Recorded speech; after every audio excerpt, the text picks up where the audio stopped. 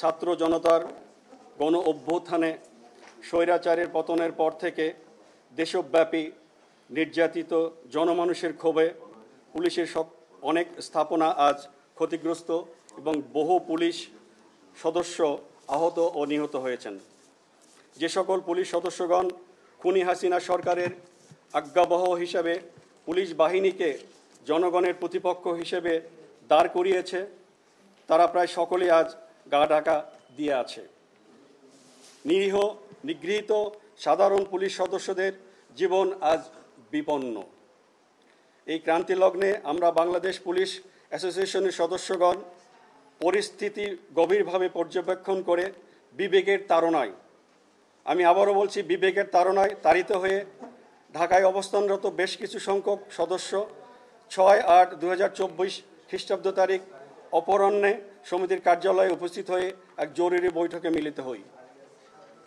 সমিতির বর্তমান কার্যনির্বাহী কমিটির সদস্যদের সাথে বহু চেষ্টা করেও তাদের কোনো খোঁজ পাওয়া যায়নি, এমনকি মোবাইলে যোগাযোগের চেষ্টা করেও তাদেরকে পাওয়া যায়নি।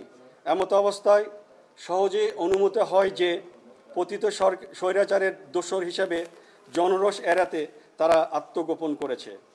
তাই পুলিশের এই কঠিন দুঃসময়ে অধস্তন পুলিশ সদস্যদের নিকট সঠিক বার্তা পৌঁছানোর লক্ষ্যে উপস্থিত সকল সদস্যদের সর্বসম্মতিক্রমে পূর্বের কার্যনির্বাহী কমিটি বিলুপ্ত করে 39 সদস্য বিশিষ্ট নতুন কার্যনির্বাহী কমিটি গঠন করা হয়েছে।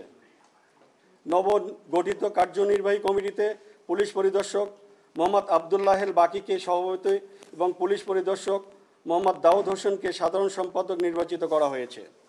বর্তমান সমিতির যোগ্য নেতৃত্বে বাংলাদেশ পুলিশ অ্যাসোসিয়েশনের সকল কার্যক্রম এখন থেকে পরিচালিত হবে। সমিতির সদস্যগণ গভীর উদ্বেগের সাথে আরও লক্ষ্য করেছে যে বিলুপ্ত কমিটির পক্ষ থেকে একটি অস্বাক্ষরিত বিজ্ঞপ্তি বিভিন্ন সোশ্যাল মিডিয়ায় পোস্ট করা হয়েছে, যা ইতিমধ্যে ইলেকট্রনিক এবং প্রিন্ট মিডিয়ায় প্রচারিত হয়েছে। উক্ত বিজ্ঞপ্তিতে সকল পুলিশ সদস্যদেরকে 6 আগস্ট 2024 তারিখ থেকে দেশব্যাপী অনির্দিষ্টকালের জন্য কর্মবিরতি করার ঘোষণা করা হয়েছে।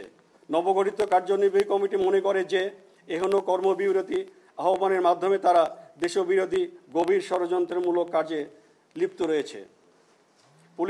পুলিশ জনগণের সেবক। দেশ ও জনগণের জানমাল রক্ষার স্বার্থে পুলিশ সদা কর্তব্যরত। আমরা এখনও দায়িত্বজ্ঞান বর্জিত কাজ সম্পূর্ণভাবে বেআইনি ও ভিত্তিহীন মর্মে ঘোষণা করছি।